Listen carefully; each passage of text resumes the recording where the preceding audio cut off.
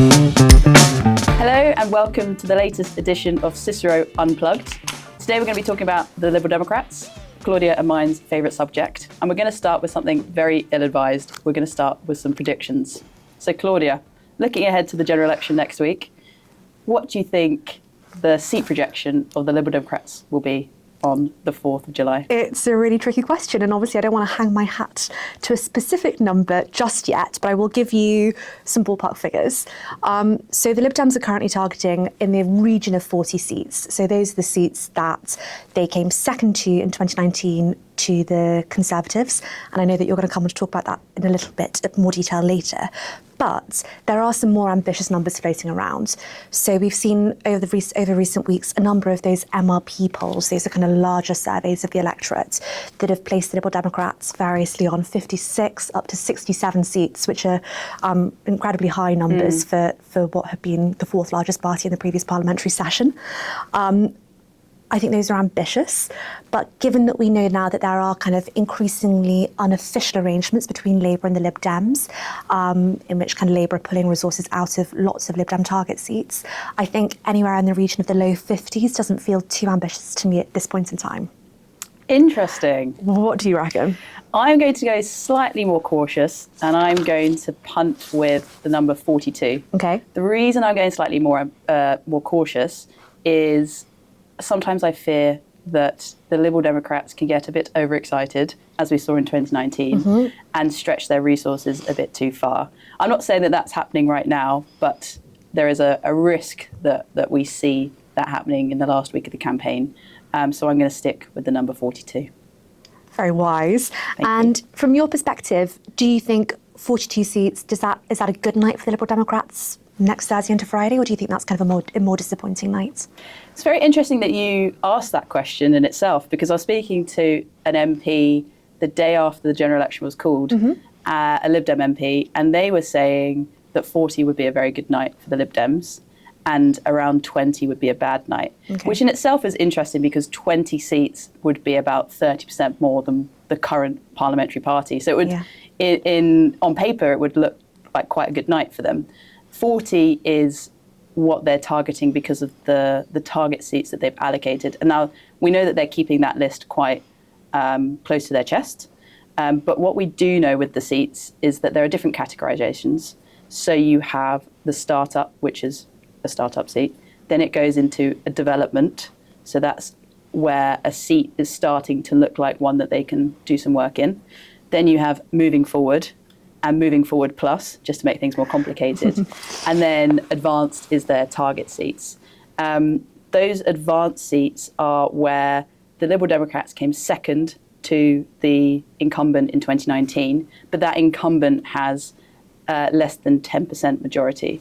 So those seats are seats such as Carshalton and Wallington, Wimbledon, Northeast Fife, Sheffield Hallam, and they're the real target seats. The moving forward plus seats are ones where they may have came second to the incumbent in 2019, but the majority was quite high.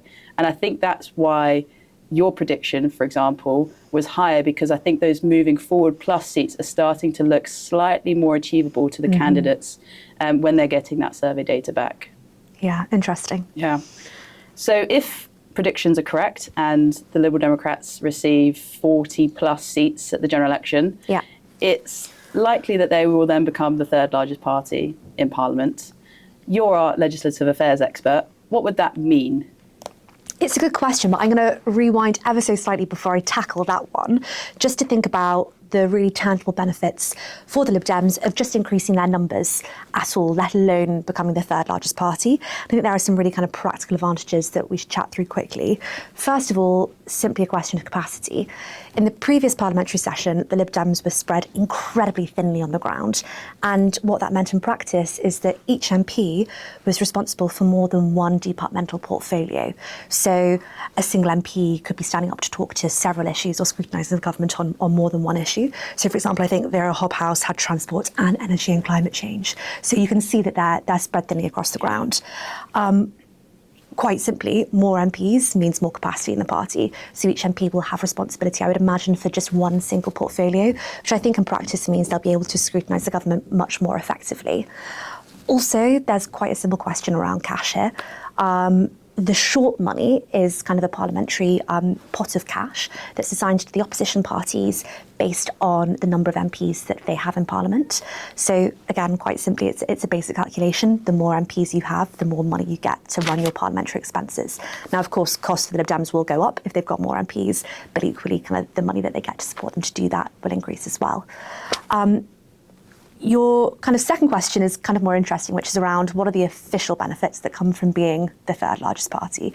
And again, there are some really practical, tangible ones that I think will help the Lib Dems to increase their visibility, but also amplify their voice and message on a day-to-day basis. So, for example, being the third largest party, the leader of the Lib Dems, we assume that would be Ed Davey still, would be guaranteed 2 questions every Wednesday at PMQs. And again, the Lib Dems would be guaranteed 3 opposition day debates in every parliamentary session, on which days they'd be able to kind of get up, drive the agenda of the session, so on and so forth.